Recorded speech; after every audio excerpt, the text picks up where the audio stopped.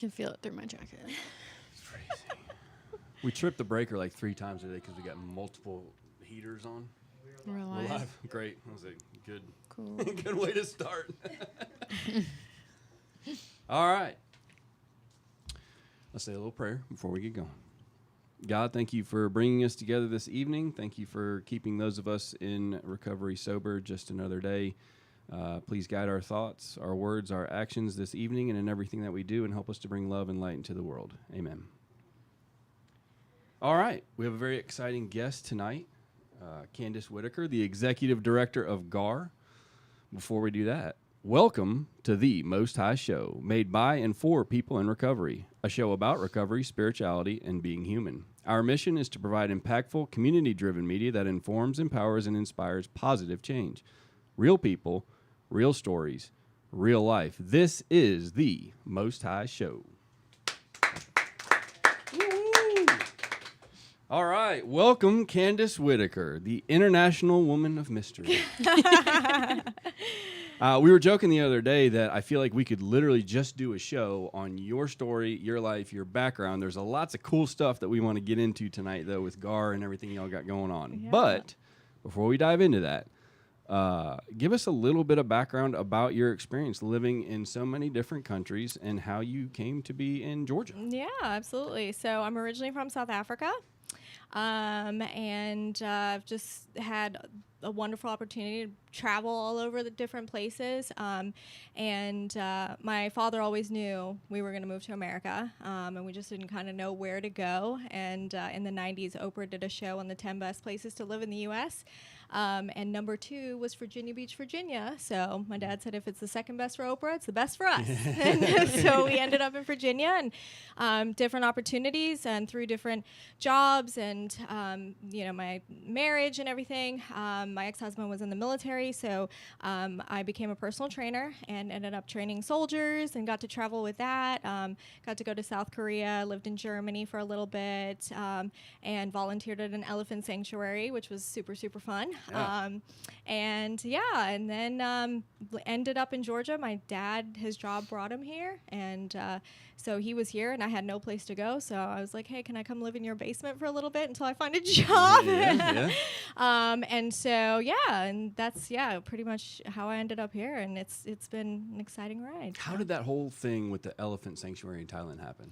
So I've always been obsessed with elephants, and when I was in high school, I was doing my research paper on elephant sanctuaries and stumbled upon this woman who was in Thailand, and she had was working on opening up her own elephant sanctuary, and there, it's very like taboo, like women are not doing these types of jobs, and so they have something called a mahout, which is the elephant's like handler, and their jobs are just to walk around with the elephants and let the elephants do what they do and just keep them safe, because a lot of them are disabled. They've gotten limbs missing from mining and everything like that, and so she was actually getting death threats because they wanted her to shut down her place, and I just was obsessed with her. And so when I was in South Korea, we had to get out real quick because everything was getting a little sketchy there with North Korea. Yeah. And so I had this opportunity to go to Thailand, and I was like, well, this is the opportunity, and I was able to go there and volunteer, and it was super fun. I got to feed them, which is amazing and extremely dangerous, which is it was so much fun, and got to meet some of the blind elephants and just got to watch them and how they interact, and just the main thing with them is like the trauma that they've experienced shows. And there were still, the place where we were at, there was a river in the center, and on the other side there were still elephants that were being used for tourism, so they had chains around them, and the ones that were in the sanctuary, when they saw those other elephants come, they would run to the other side of the sanctuary because of that trauma would come up for them. And so it was just amazing to watch. I shoveled a lot of elephant dung, so it wasn't completely glamorous, but so it was an amazing opportunity. So That's super cool. You ever done anything like that? No, but now I have a sudden urge to go to Thailand. And it's funny because I never thought of a creature so big being disabled, but that's it could be very real. I can imagine the experience of working with them. That must have been so humbling. Yeah, it was absolutely amazing. I still have this hat that I wear all the time, and I won't wash it because I was helping this elephant that was blind because it was a street beggar, and the vibrations from the cars and the headlights made it go blind and lose a lot of its senses. And so you have to be really careful around it. And I got a little too close, and her ear hit my hat and got a bunch of mud on it. And so now, like, it's a staple, and I will not wash it because I was like, that's. So brought a little piece of Thailand back with you. I did. Yeah. Thank goodness Customs let me do it. So. Yeah. No kidding. All right. So we've established that you've lived in more countries than I have states. So that's pretty cool.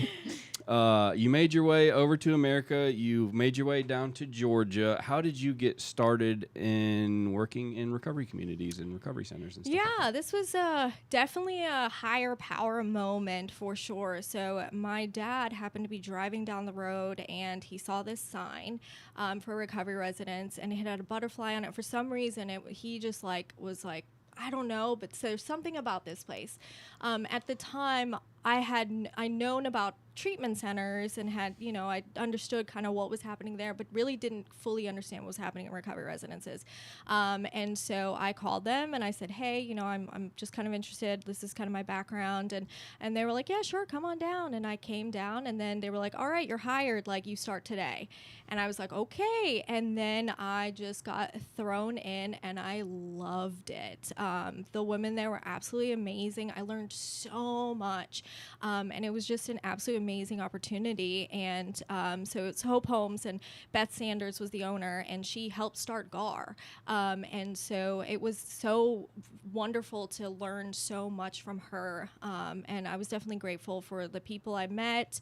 And it was such an amazing experience, and also terrifying in the same sense, because, it's like the Wild West. There's no complete guidebook on every situation that you run into. Right. So it was very interesting. So. Yeah, there really isn't. There's some things that you can train people on to work in recovery residences and treatment centers, but there's some things that you just got to go through. Yeah. And you got to experience. Yes. It is wild. And they happen at 3 a.m. when your boss is sluggishly picking up the phone, and you're like, where do I go? Yeah, right. Yeah. Or a full moon. Yes. Typically the full moon thing. Yes. Every time. Oh, every time. Craziest situations. Yes. You look up, you got a full moon. No, yeah.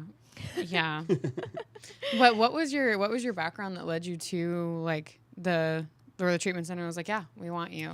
So I have a degree in health and human services management. And so what I really wanted to do was to be a social worker and to help children with special needs. I have 2 brothers that have Down syndrome, and it was really important to me.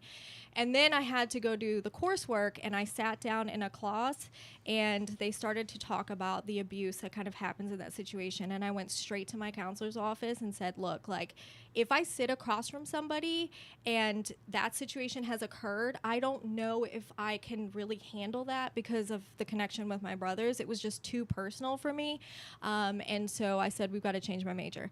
And then at the time I'd moved to Germany and couldn't get any internship hours to become a therapist or anything. So I decided, let's just go ahead and do health and services management, which I thought was an absolute useless degree. And I actually use it now. So, and had that opportunity and just went for it. And it was a great fit. Shockingly, it was a great fit. So, yeah. Yeah, wonderful. You sat down in a what? In a class? In a class, yeah. So for all of our listeners, my first experience with Candice was, and Candice is the executive director at GARR. I don't remember if I mentioned that, but I'm going to mention that again. Thank you. You were speaking at a summit, and you were talking for quite a while. I don't mean that in a bad way. I mean, no, I do you were talking for a while. You had a lot of things to say, right? And yes. I'm sitting there listening, and everything's just, and then all of a sudden there's one word, and it was like poth or something like that. And I was like, where did that come from? What is that? So I love speaking with you. I love listening to you talk. And sometimes I'm reminded that you are from South Africa. Yes. And your accent comes out. Yes. The Long Island comes out as well, too. Yeah. It's funny. Like, and sometimes I'm reminded you're not from here. Or maybe I need to get out more. I think that's more correct. Yeah. You just said she's lived in more countries than Then I have states. states. You have, yeah. So we need to fix that. Yeah. I'm going to try. Look, my passport's ready to go. Like, Mine's not. oh, let's fix that. Yeah. Yeah. I need to. Okay. So what about your personal connection to addiction and recovery? Oh, it's a great question. So, I have family members and friends that have struggled with addiction. And for me, I realize that my own personal connection is I have a lot of trauma in my background. Had a little bit of the evil stepmother and that type of stuff, and grew up with some pretty not so great situations. And as I kind of came through and started working at the recovery residence and doing all of this and was introduced to the 12 steps, I realized like everybody should do the 12 steps. They should teach the 12 steps in schools. Like we would benefit so much because it is about the core of everything is working on yourself and taking a look at everything that's going on. And it doesn't really matter. And for me, what it was that trauma aspect. I had a lot of codependency. I had a lot of that I was really, really struggling with. And I really struggled at first to grasp that, which is interesting because like we always talk about stigma outside of the recovery world, but we don't talk about the stigma within the recovery world, right? If you go to like an HA meeting versus, you know, some NA meetings or that, it's a little bit different. And I think that I really, really struggled to embrace that at first, to just come out and say like, yes, my recovery is what it is for me. And it was working on that trauma and learning how to talk about that and be comfortable with that, especially in today's world. Like things are changing. How many places in Georgia are now opening up that are primary mental health places, you know? And so it's been, I'm grateful. I have a sponsor. She's fantastic. We do the steps, we work on all that. And I'm grateful that I had that opportunity because it saved my life in a sense. Like it really did. I had multiple attempts and everything. And it gave me the opportunity to take a look back, work on that because it's different than therapy. There are things that you work on in therapy and do all of that, but like the steps provide something completely different from it. And so for me, getting to do that, and it was really important for me that I was working with these residents and saying like, you've got to do the steps, but I need to be willing to do what I'm asking others to do. And that was a big part of that. So, it's opened up so many doors for me, and I've met some fantastic people. I mean, and I'm so grateful for that. And that is kind of what led me down this space, is that I just constantly saw all of these people that are so vulnerable and they were getting taken advantage of, and that really, really broke my heart. And I also wanted to help be a part of shaping the guidebook of like, hey, what do you do in these instances and how do you get trained to handle that? And that's kind of where everything came from with that. So yeah. That's really cool to hear a non-addict, a non-alcoholic talk about the 12 steps in the sense of, oh, everyone could benefit from this. Because that's something that many of us who have needed to work the 12 steps preach, like I've heard people even coin the term GNPs. It's like got no programs. So it's like when you're dealing with people who are unfamiliar with the steps and are unfamiliar with looking at themselves, like I make jokes at my job where I'm like, we should just post the 12 steps up here. And like I called one of my coworkers, actually my boss, I called my boss out recently and being like, you're stuck in a resentment. Yeah. And it's like, like that added gratitude of being in a situation where I have been exposed to the 12 steps, because it is helpful beyond addiction. Like it stopped treating my desire to drink and use years ago. Now it treats my desire to be correct all the time. It's like, wait a minute, where's that coming from? Because it's just beneficial in so many areas of life. So I appreciate you shedding light on that. Yeah, absolutely. Yeah, I wanted to throw an amen once or twice in there, when you were talking. Like, and that doesn't, I hope it doesn't come from a place of arrogance either, because I'm a person that works the steps, not because I want to, but because I have to. But I've also seen the benefit of that and what that's done for me in my life. And when I got sober, I didn't realize that I had to take that deep a look at myself. Yeah. But then you walk around, you get all these tools, and it's like, man, if only people could see themselves the way this program allows us to see. Absolutely. To see ourselves. Absolutely. Yeah. So that started you on a path. You developed a lot of empathy, a lot of compassion. I can tell when you speak about it. I can tell when you're just, I mean, it really exudes through you to a position in GARR. So how did that come about? So I, like I said, I'd been working for Beth, and I went to a GARR event, and there happened to be a speaker there that talked about, you know, we need to work better together in the sandbox. We need to play together better in the sandbox. And it's just like talking about like the competitiveness between different programs and how that was coming about. And he said there are enough addicts to go around.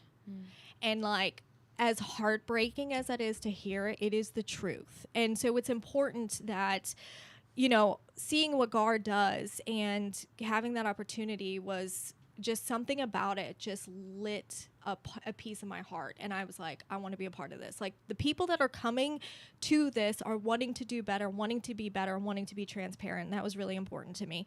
And so I showed up to a meeting, and they were like, hey, we just need somebody to take notes. And I was like, oh yeah, sure, I'll do that. I like to sit in the back and take some notes. Sure. And then I was secretary. So, you know, it kind of fell in my lap. And like I said, I met some of my absolute best friends within the organization. And then I got a call one day, and, you know, the offer was placed on the table, like, do you want to do this? And I really I struggled with it because I was like, I'm not good enough. There's no way. Are you kidding me? Like, those are huge shoes to fill. And I just really didn't know what that was going to look like. And I thought, you know what? Like, this organization is important to me. I'm going to do my absolute best. And hopefully it's good enough, because I really want to see change in this field. So, yeah. And I'm not sure we've mentioned, we've said GARR. I'm not sure we've mentioned what Yeah, the we acronym haven't. stands for. Yes, we What is haven't. it? So yeah, it's the Georgia Association of Recovery Residences. So it's underneath the National Association. And I like to brag about this because we were actually started before. We were one of the first in the country that was started. And then the people that helped start GARR went on to start NAR. So we're kind of like the OG here. So I was really hoping when you said national, I was like, NAR. yeah. So, and the other states have kind of taken on those acronyms too, right? There's Yes. GARR, There's R, there's FAR, Yeah. there's OCAR, there's all, they're all acronyms there. Sometimes I get so confused, and then like I have to remember all the 50 states too, and that's a struggle too. So. Yeah, right. Oh, wow. What's the primary function of GARR? Oh, that's a great question. That has changed in a sense. There are multiple primary functions. I will say the main one is that it is to help provide oversight for programs to ensure that they are running ethically and that they have safe spaces for people to come and seek recovery. Also, in that same breath, it's to provide training for all of those instances. You know, like, you can sit here and you can say, oh, I'm going to come out and, you know, inspect you and take a look under the hood type of thing. But you also need to provide training for ever-changing things that are happening. So, you know, excitingly enough, we've just moved from a 501c6 to a 501c3, which, you know, seems like a really tiny thing, but it is actually a huge deal because we've operated on like a $0 budget. So for an opportunity for us to possibly get funding, what that could do is absolutely amazing. You know, we just hired a second person on part-time, and that changed so much for us. I mean, it's a tiny thing, but it was a massive addition for us. And I hope to see a lot of things change in the future as well, because I truly believe that we have a lot of work ahead of us. Yeah. So, and I know like a lot of what y'all do is provide certifications for recovery residents of sober livings in the state. When I was at Second Chance and Safety Net, what y'all did for us was come out, make sure we got our policies and procedures intact, make sure the apartments and the homes were safe, make sure they've got exit signs, fire extinguishers, Narcans, emergency kits. We've got our MAT policies, our relapse discharge policies, and all those things. Is there anything that I'm missing? What else goes into that certification process? Oof, there's a whole residents? list you're missing. But yeah, I mean, the PMP is my favorite. I will say this, that like it is interesting in this field. We have a lot of people that are doers and not a lot of doers, and is in like, let's jump in and like, let's dive in head first and let's open up a place and let's go.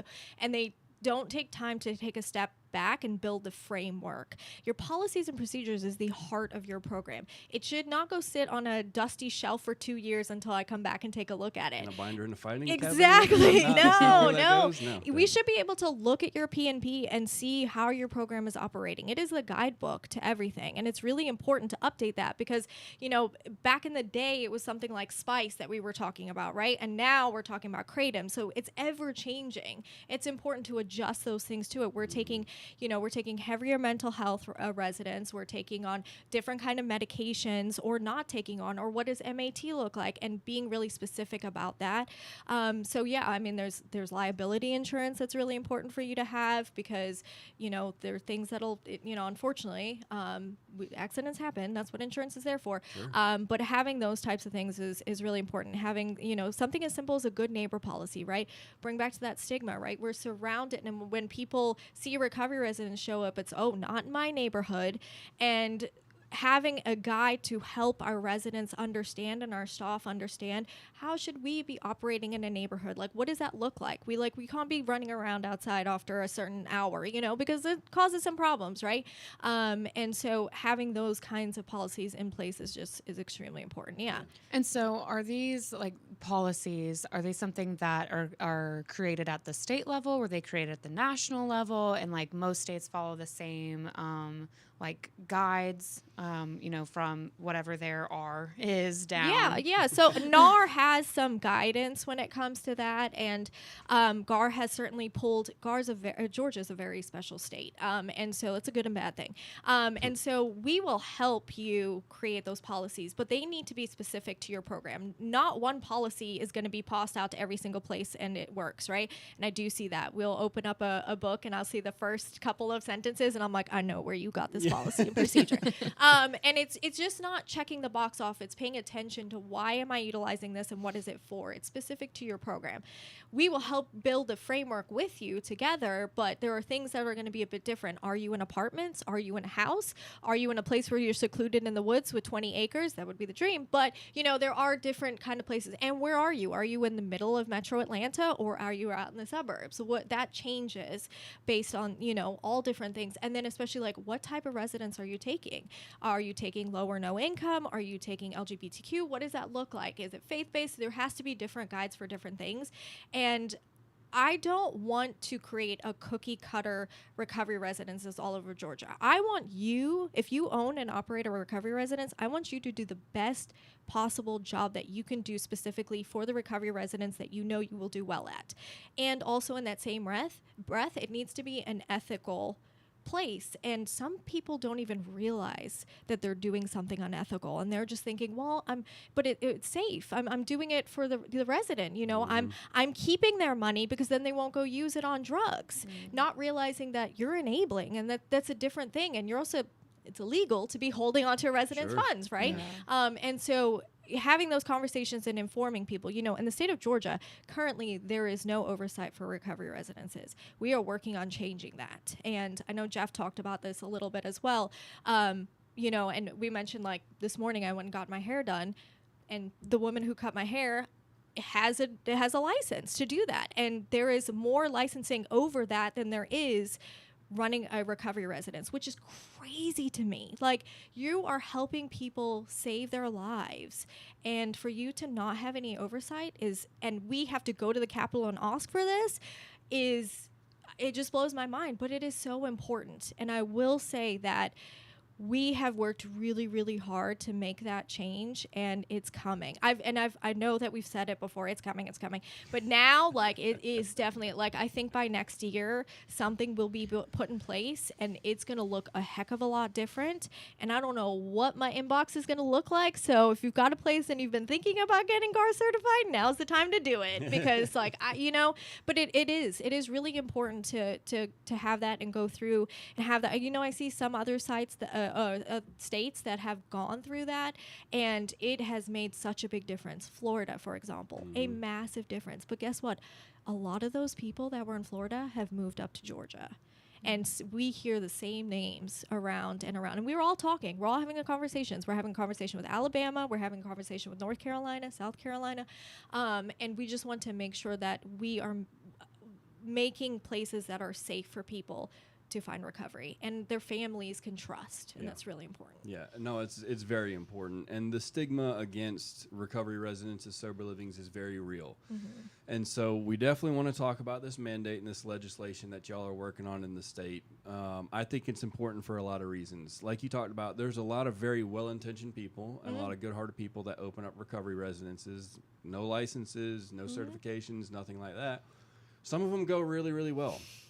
Some of them don't go very well, right? But that stigma is due to a lot of the ones that don't go well. Yes. You know, when I was at Safety Net, we opened up a house in Roswell in Brookfield Country Club because that was seemed like a brilliant idea for us at the time. Let's pop open sober living in a country club.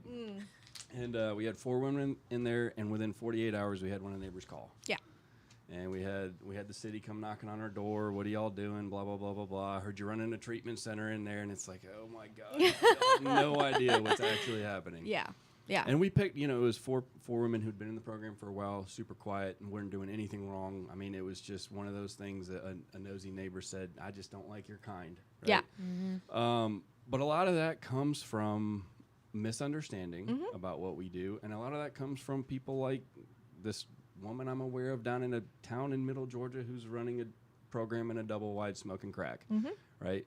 So what y'all are working on right now, I want you to talk about it more than I do, is trying to push something through the state that's going to require GARR certification for an opening of a recovery residence. Is that correct? And can you expand on that? So the way that it works is politics. Unfortunately, not my forte. But what I have learned is that what will happen is that it will be given to a specific entity of the government. So DBHCD will most likely be. And then they contract out help to say like, hey, can you come and do this so and so. And so we want that to be GARR, right? We've been doing this for 36 years in Georgia. We are the subject matter experts on this, and goodness forbid we don't want anybody else to kind of come in and swoop in with their, rules and regulations that don't apply to what we're doing and actually cause a lot more harm, and then make it impossible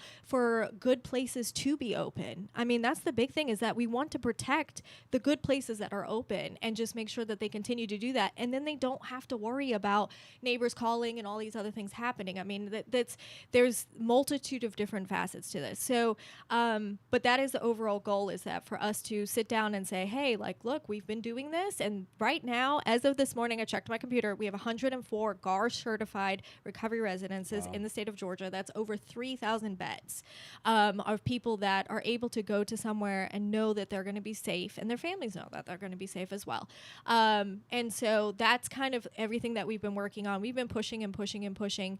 And we've luckily had this opportunity now to grasp a lot of what this looks like, especially when it comes to the political side of things, and kind of go in from there and understand, like, this is how we're going to explain things. And, it's unfortunate. For the longest time, we always would sit there and say, like, well, I just guess we got to wait for a senator's kid to have an unfortunate situation in a bad place, and then maybe we'll get some type of oversight. Right. And so honestly, now it's just about going in and educating the difference between treatment centers, recovery residences, like all of those levels. There's a massive difference. Yeah. So, yeah. So what's the importance of standardizing this kind of like recovery housing and what you're doing? What is the significance of this? What are y'all trying to achieve specifically? What I would like to see happen is, my overall goal is that anybody looking for a recovery residence, no matter who you are, what your background is, what your beliefs are, you will find a safe place to seek recovery in the state of Georgia, and that GARR will be a resource to help link you up with whatever that place is, and that there is a framework and guideline of, hey, these are the ways that we think that this should be done. Like something like MAT, right?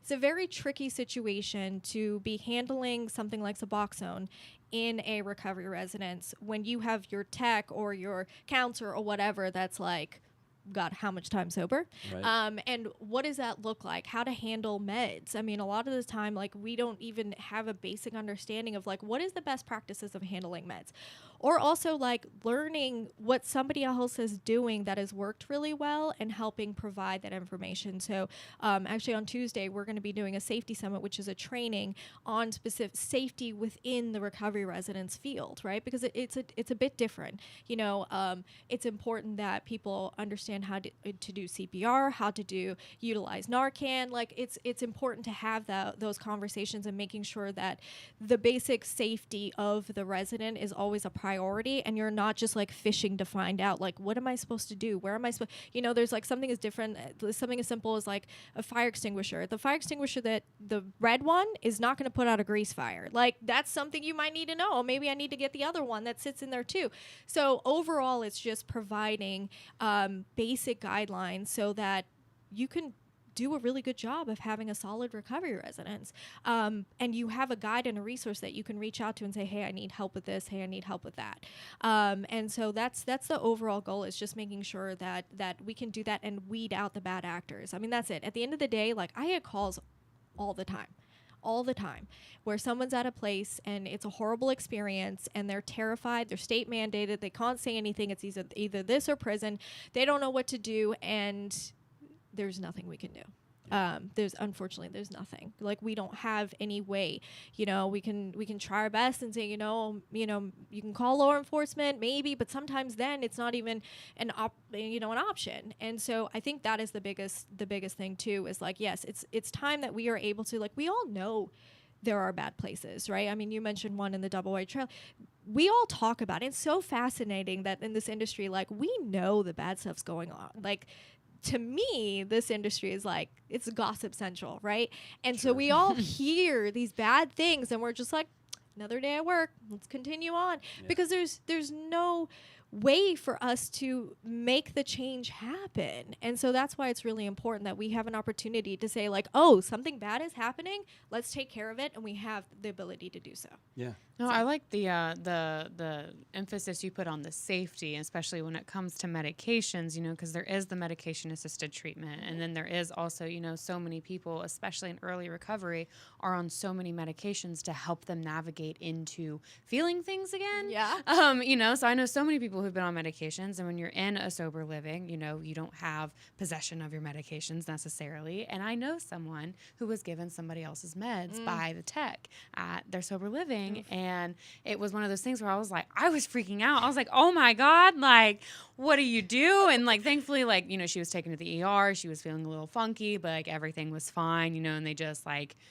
waited just to make sure no adverse side effects would happen. But like, as from what I can remember, there wasn't like a full scale investigation or anything done. It was just kind of like, that was bad. Yeah. Shouldn't do that, you know. Yeah. Double check the name before you give it to a resident. Exactly. And it's like, well, like obviously, you know, but in the event that does happen, what is the proper response? What is the protocol to follow? And like, because that is like, thankfully nothing went sideways, but that could have very well have gone very badly. You know, and it's like they got lucky. But I think, you know, partnering together. That's what it sounds like GARR is trying to partner with these residences. So it's like, so yes, so the good ones can stay around, but it's not, you know, like, oh, we're not trying to, you know, change exactly how you do everything. We're not trying to, you know, make you, like what you said about the cookie cutter, you know, facilities, because that doesn't work. Like you mentioned faith-based, you mentioned, you know, LGBTQ, you mentioned like whatever you're looking for, you know, it's like that,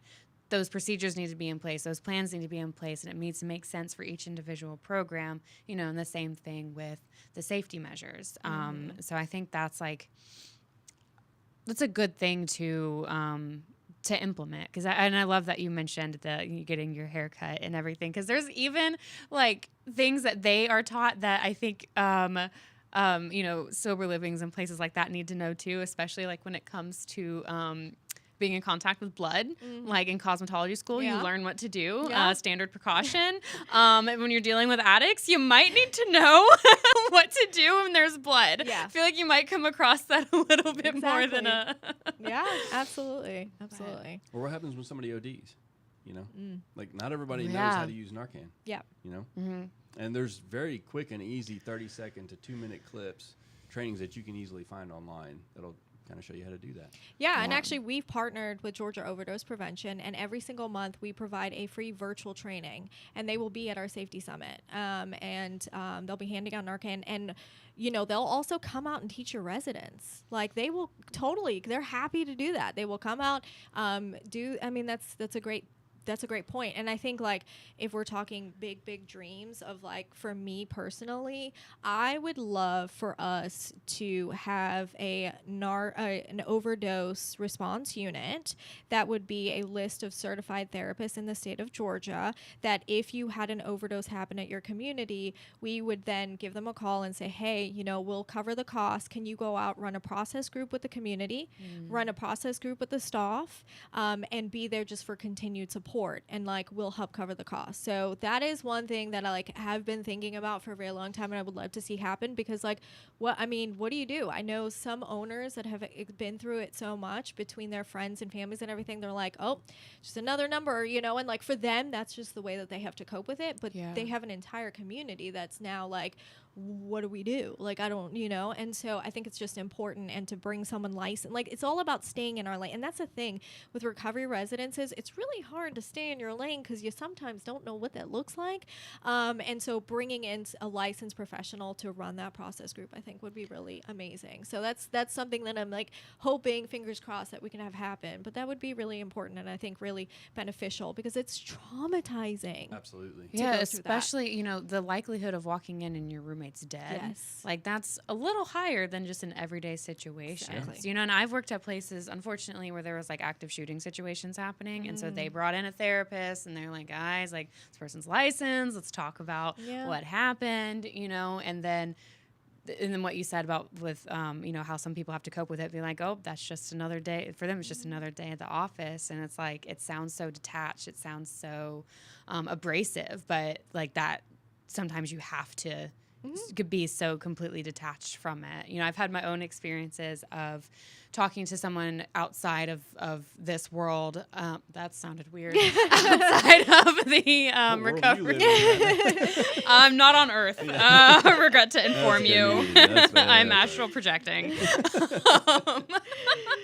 Outside of the recovery world, who doesn't understand, like they hear about relapse and they're like, oh my God, like how can I help? Like blah, blah, blah. And like, I just look at them and I sound like an asshole when I'm talking, and I'm just like, they're not, like, I can't do anything for them. I'm like, they either want this or they don't. And because I've tried to help like that particular person time and time again, and it's like, I'm out, I'm tapped out. Somebody else can tap in, but I can't. Yeah. And the people will look at me like, oh my God, like how could you say that? And I'm like, unfortunately, for me to keep my recovery intact, this is how I have to look at it.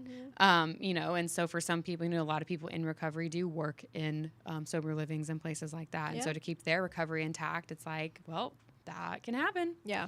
Yeah. And it's very different to go from being in a recovery residence to then working at a recovery residence. Like it is a massive thing that you have to learn and understand. Like, and everything's, when you're there, everything's you're told what to do, how to do it, when to do it, like everything, you're finding a recovery, you go get your sponsor, you go do everything that you need to do.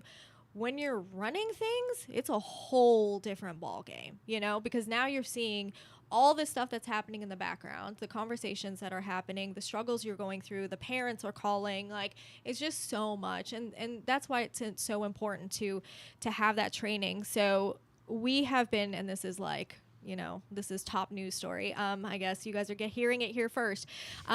We have been working on an RRP certification, which is a recovery residence professional certification.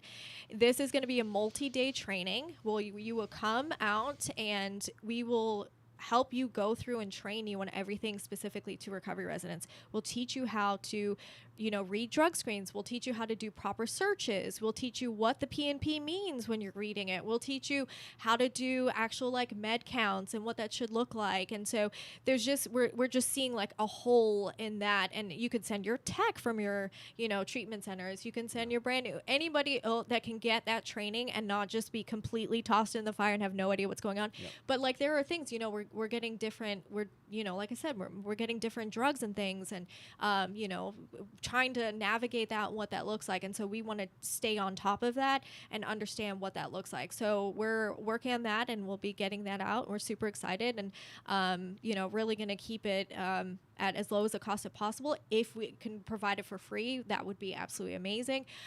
So utilizing that opportunity to provide some actual proper training in this space and what that looks like, and then you receive a certification, which then you can utilize so that if you are going to a different recovery residence or looking for a job, you have this certification. Oh, it's absolutely fantastic. Because you and I talked about it the other day, is that there's not enough training for BHTs at any level in treatment or recovery, sober livings, whatever it is, to be able to handle everything that we have to handle on a day-to-day basis. I was very fortunate. I started in this field at Blue Ridge under Todd Stumbo. He did a lot of training with us on crisis and de-escalation, stuff like that.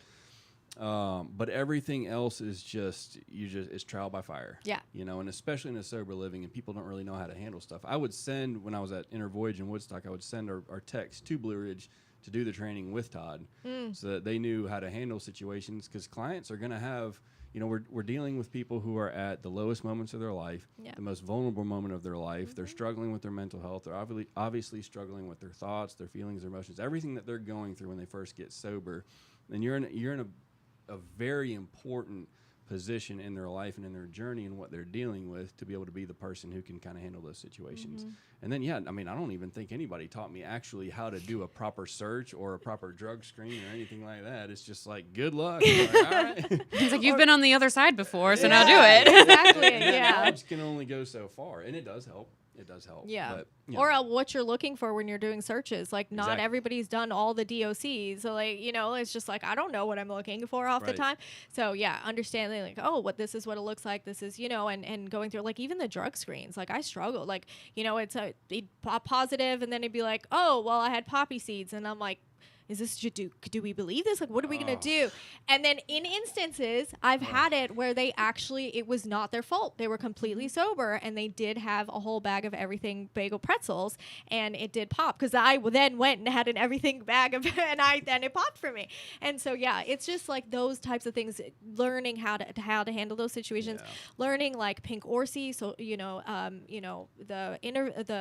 what am I thinking of? The motivational interviewing. There we go. All of those different things are just really big skills that we need, and it makes your job way easier. When you actually understand how to correctly do crisis de-escalation, it can make your job so much easier, especially when it's 2 a.m. and you have no idea what to do, where to go. I've sat at Ridgeview for hours and hours and hours, and we've had multiple situations that we just learned because somebody else went through it. I remember we had one counselor that took someone, they were taking them somewhere to the hospital or to Ridgeview or something, and the person just jumped out of their car, just opened the door and just rolled out, and it was like, oh, now I put my child lock on. You don't even think about something like that, just those little things. Or, I learned very quickly, okay, when I go to Ridgeview, it's not just an in and out. So I brought a backpack with snacks, an extra external charger, coloring books, everything that I could think of, because I'm going to be there for a while. And so helping those and passing along that information that we've all kind of gathered here and there, to be able to bring along to others so that they're not just thrown into and then it just gives people a better frame. The recovery changes, the quality of the recovery changes, because you are now have the skills in order to run a safer. It's just like recovery, right? It's just like 12 steps. You have the skills now, and your recovery and quality changes from just being dry and just trying to figure it out versus being equipped with the right tools to move forward. So. And has there been pushback within the community for these certifications and the standardization you guys are working toward? Because I know there's a lot of people who take pride in the trial by fire, and it's that's, I had to pay my dues, and if I had to do it this way, so do you. I was fine, and it's are you though? I will say yes, there is. The biggest thing, and I'm just the type of person who's just going to say it like it is. I think the biggest fear is the financial fear. We're going to come in and audit the place. That's not what that looks like. That's not the conversations that we're having. But it's, and I think that even with the caliber of like the more mental health we're seeing and all of that, the owner operators are also like, I don't know what to do. Like I don't even myself have been doing this for so many years and I have no idea. Like this person is laying in bed all day and all night and I do not know how to get them out of bed to go take a shower and do all of this. Like I don't know. And then trying to find a psychiatrist to have a conversation about, hey, they're on these meds and I don't know, you know. A lot of psychiatry appointments, you're going in and you're out in 15 minutes. And so making sure that the recovery residence owners are equipped with like, okay, this is a proper ROI. This is what this looks like to make sure you know, CYA, make sure you're good.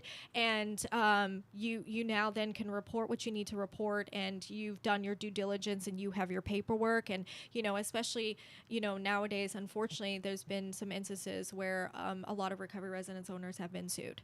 And so what we want to make sure is that you understand what a proper incident report looks like. And it's not just like I got there and this happened and that was it. It's like, who was involved? What time did it happen? What time did you call 911? How long was like, it's so much more in depth because later when you're standing in front of a judge or in a situation, you have the proper tools to make sure like, hey, I did my part. I was safe and I was trained on how to do this and this is what it looked like and all of that information. So there hasn't been that many. I will say the pushback has been more from places that are not certified or just have this like view of GARR that I think that has changed drastically in the past few years. So Yeah, and I wanted to kind of do you remember the name and number of the bill that's getting pushed through? I don't. Jeff Breedlove would know what it. I think it's. Where you at, Jeff? I know, right? Jeff, get on down here. Phone I friend. don't remember off the top of my head, but the way that it worked, and it might have changed or something or whatever. But yeah, they're working on the verbiage and how things would run and what that would look like. And I think they're going to be moving that forward once we can all sit down together. So we're coming together and sitting at the table to have the conversation. So it was like SB 441, I think, but maybe don't take me off of that. But so that's kind of what we push through, and I'll make sure that we have it on our website so everybody can see it because I can't completely remember. So just to play devil's advocate, okay, just a little bit, and to provide you the opportunity to kind of answer something that some people might bring up. There's some people that I know that are in this way of life, in the field, in recovery, whatever it is, that might have a little bit of fear around regulation. Right? We're like, so what is this going to do? Is this going to create barriers for people that are wanting to open up treatment centers or recovery residences that might otherwise not be able to? Just to play a little bit of devil's advocate. Sure. Look, there are already barriers. Look, there's code enforcement barriers. There's, zoning, all of that type of stuff. And so I think what this does is it removes some of those barriers in a certain way that makes it possible for places to open up. So yes and no. Barriers isn't the right word. Are you going to have to do some work? Absolutely. And so, but I think that you'll be surprised at how much support we're going to provide. Like I said, I'm willing to have a Zoom call or, a phone call or whatever it is and sit down with you and say, all right, let's do this together. Now, I work for GARR. I don't work for you. So we got to keep that in mind. So there is some work that you have to do. I just want to make that clear. You're not going to do it for everybody, but you'll do exactly. it with My them. president would be very mad if he knew that I was that's like a good sponsor. Like, look, I'll walk shoulder to shoulder with you, but I'm not writing your inventory Exactly, for you. exactly. So, it'll be guiding through and taking a look at okay, how can we get through this together? I do have somebody that called out to me the other day and they're having an issue with zoning because they are, the property is this close to being a full acre and they can't register under a certain zoning code unless it's a full acre. And so it's what in the world? What are we talking? What? And so having GARR be able to come and show up and say, okay, look, let's explain to you what's happening, because the people at the zoning office have no idea. Right. They have no clue. They don't even know how to classify you in the first place. Yes, exactly. And that's another conversation is we need to sit down and be very clear about what this looks like or create our own classification, you know, and be able to go through and help with that. So I think that the trivial barriers will be removed and we will help support you in the way that'll be needed. Are you going to be able to run a place that is subpar? I would like to say no. And also, it just again elevates what needs to happen within the recovery residence field. I think, like, you know, and there are different levels too, right? We go through, there's 4 different NAR levels, so you don't have to have everything that, you know, a level 4 has, right? They have a licensed professional, they have different things, they're drug screening all the time, there's, you know, and then you step down, there's more peer-to-peer, like there's different levels where you will fit into, and we'll just figure out what works best. And hey, look, maybe if you just change this one thing, you can move up a level and judges will mandate to you. Like, you never know. So I think that the resources provided will make more of a difference than, you know, barriers that will be put in place. Yeah. I'm glad that you had the space to be able to communicate that, because people do kind of freak out. Oh my God, it's going to be a slippery slope. And it's just, you know, it's going to start here and then there's going to be more regulation. And my response is to tell people, like, this is a way for GARR to get more involved, to have your back. Mm-hmm. And as a previous owner of a recovery resident, I can tell you that is all we ever really wanted, was to be able to have an organization with people like you and people like Cody and everything that you guys are doing to help us out, to have our back when we got the city attorney threatening to kick us out, or saying, oh, well, we needed 3,500 feet between the previous, and yours is 3,502 feet and a half or something. And it's just like, yeah. We need more support, and this is a good way for y'all to give us support. And, well, and that's support from us. Like, I love that you said that. You mentioned it's like, it's support for us versus, like I said, you could have somebody else come in that, you know, has no idea what this looks like. And so which one do you want? Yes. One's coming, so you get to choose which one. And so I think that I'm biased, but I feel like there's a better way to go, you know? That's the key piece to it. This is going to happen. Mm-hmm. Do we want GARR to be the organization, or do we want somebody else? Mm-hmm. And frankly, I want GARR to be able to do appreciate this. That. Absolutely. Yeah. You mentioned the other day, you said something that on the national level, Georgia is referred to as a sleeping giant. What did you mean by that? Yeah, I went to a conference and they were like shocked that Georgia was there. And I was like, what do you mean? And so, man, like, the recovery in Georgia is big for sure. I mean, like I said, I went and got my haircut this morning, and she knew Todd Stumbo's wife. Like, I was like, what? Yeah. Like, this is a small world, like crazy.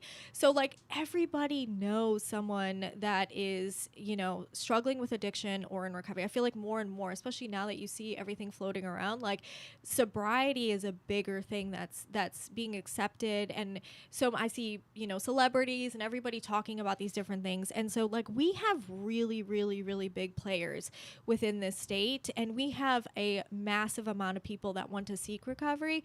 And unfortunately, I just don't think we've used our voice in the best way, because we've been so terrified of, like, what's going to happen and who's going to look under the hood and what is going to go from here. And so I think that getting our kind of ducks in a row, just like, you know, with GARR, we had to do that before we applied for our 501c3 status, right? We had to change our bylaws. We had to get our ducks in a row, make sure we're good before the state comes and takes a look under our hood. And so getting all of that in place for us to go up there and you know, say these things and make the changes, I think is the big part of it. So I think it's time. Like, Florida got so much attention for all the bad stuff that happened, and they made massive changes, and they got acclimates and everything for that when it happened. And now it's like, oh, Florida, it's not like that anymore. They really, and for Georgia, we need to speak now before we get into the place of, like, it being, you know, really known for, I mean, we're already known for the, you know, the heroin triangle. Right. That was like one place that I saw on the show was like down the street from my parents' house. And I was like, oh my gosh. And so it's important now that we utilize that and move it in a different direction to kind of, you know, expose what the recovery looks like here and how things are. And that, you know, we have really, really strong recovery, and it's good, solid recovery. Like, that's what we need to be known for. Yes. And I think we're a big state. We're a big contender. Yeah. And so it's really important that we start stepping up and having those conversations. And I think a lot of different organizations have done well in that instance. And in the same breath, we can do better. We can show up better. There are things that we can do, each of us, better in order to kind of make that more well-known in this state. Absolutely. And you had mentioned at the start of the show that Georgia is a special state for multiple reasons. And so what are a couple of those reasons? Politically, just because the way that we stand politically, we're also in the Bible Belt, and that is a big part of that too, right? And I think that's some of the fear too, is like, we constantly have all the different conversations about cultural competency, and that ranges from one side to the other side. And that's why I think it's important to say that no matter who is seeking recovery, that they have the opportunity, no matter what their background is, and having that conversation and being open about it. It's a hard conversation to have, right? But I just want to make sure that, we are sitting there and discussing, like, hey, can you actually do this? Like, are you actually capable of handling this? Because it's either going to be a detriment to first of all, the potential resident, or your community, or your organization. And so just being really, really mindful of what that looks like. But yeah, being in the South, having the, kind of the good old boys, and then the Bible Belt, and then on the other hand, we have Metro Atlanta. Like, it's just this massive melting pot, which is fascinating and amazing and wonderful, and also comes with its own challenges, because we have to be able to handle both, right? One day I'm going to a place that's in Metro Atlanta that's, taking mostly, lower no income residents, and then the next day I'm driving 3 hours outside to rural Georgia, where they are like completely contained, not a lot is around, and that looks different. They look completely different, and so it's important of like understanding what that looks like, because it ranges all around the state. It's crazy, but it's awesome. I love it. Yeah. There's a lot of enthusiasm in Georgia for recovery. There is. And I'd love for us to use our voice even more. Yeah. I'm being told through the ether that the bill is SB 331. Thank you. Yes. I appreciate that. Absolutely. So if anybody wants to look it up, please see for yourself what it is. You can look it up, research it, find out what Candice and GARR are so passionate about and what they're doing right now. As we wrap up and come to a close here, a couple of questions. One, how can individuals, families, and professionals use GARR to find housing right now? Our website is great. I'm working on making it better. I'm trying my best. I'm IT. I'm executive director. I'm all the things. Janitor, everything you want. So we have now put up so we have a list. There is a list that you can go on there, and it'll just give you a list of everybody. Also now there is a searchable feature. So if you go to our website, which is the GARR, GARR network.org, you can go in and see certified programs. You can click on that, and then you can filter it. So what city are you looking at? Are you looking male, female, low or no income, whatever that is. And so we're adding more and more filters to that to make sure that people will find, okay, hey, this will work for me. This is what I'm looking for, and going from there. So, yeah. Fantastic. Any final thoughts this evening? Just grateful. Thank you so much, you guys. This was really fun. I enjoyed it. I hope to be back, and with bigger and better news of what's going on. And I just want everybody to see that, I think GARR's gotten kind of a bad rap, for a long time. And I've heard so many people, when I first got on the board, were like, well, what's the value? And so, I was like, okay, and I want to hear that feedback. I want to know what is it what is the fears, and let's sit down and have a conversation. I'm always open to a conversation, and I want to understand what it is, that where the fear comes from and what that looks like, and how we can do this together. I'm partnering is a great, what you said before, because I want to partner to make sure that we're all working together to just help people that are vulnerable and need help, and stop hearing so many stories about all the bad stuff that's happening. And also, it would be helpful if we could get some stories about some of those bad situations. If anybody wants to be anonymous or anything like that, that's totally fine. But we are looking for some stories so that we can present them to the Capitol, and say, hey, look, this is what's going on. It's not just because we said, but here's actually some proof that's happening. So we would like to hear about what are some bad experiences that are going in uncertified places, because it's important for us to start exposing that and shed light on that. Yeah. It's unfortunate where I'm just thinking like, oh yeah, so everyone listening tonight, because it's like everyone who's been to sober living has a bad sober living story. Yep. Right. Yep. Yeah. And that's all you hear, even if you're a client in treatment. It's just like, oh my God, well, I don't want to go to that sober. That's why They're I making me didn't go to there. sober living. I was like, those places sound terrible. Right. Like, no Sounds thanks. like I had to they're work an inventory on them. I'm like, I'm afraid of them. Yeah. Sounds like they're just cooking meth and shooting dope. I don't want to go there. Yeah. And that's just not the case at all. No. That's not the case at all. So we're glad to have you on. We appreciate you coming out. We want to say a special thank you to all of our donors, all of our supporters, to Jason, Caleb, Bailey on the ones and twos back there producing the show. Thank you so much to the Georgia Opioid Abatement Trust for supporting Most High Media. Thank you to GARR for everything that you do. You guys are not some regulatory board coming in to drop the hammer. You guys want to help, you want to support, and I wanted to make sure we got that message across this evening. So thank you so much for coming on board. This is the Most High Show. You did great. Yeah, Thank you. You did so good. It was so fast. Jeez Louise. It went by, flew by. It flew, didn't it? Mm-hmm. Yeah, I looked down at